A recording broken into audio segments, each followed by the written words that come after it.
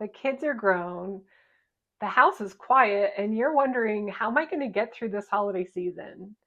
If that's you, first of all, know that you're not alone. 3 to 4 million families go through becoming an empty nester every year. So you're in good company. You just have to find your people.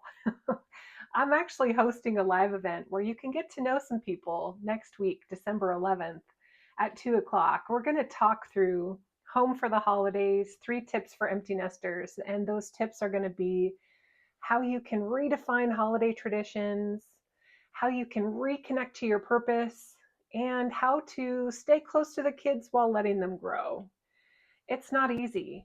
Being an empty nester brings up a lot of feelings of grief and loss and even despair. We're going to miss our kids. They're not in the house anymore and it's different. That doesn't mean there isn't plenty to be joyful about.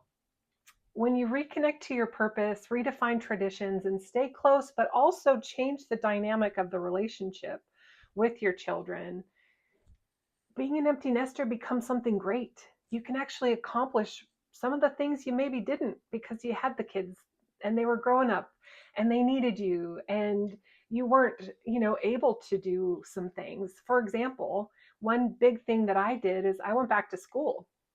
I decided to go for my bachelor's in psychology, and I've been learning for the last almost 2 years now what makes us tick. Why do we do the things we do? And how can we make it so it's not so hard? So, I'm going to share some of those tips with you next week. Consider joining. And because you watched this far, I want to give you a tip today. And this is on the first topic that we're going to discuss next week. Redefine your holiday traditions. Christmas time.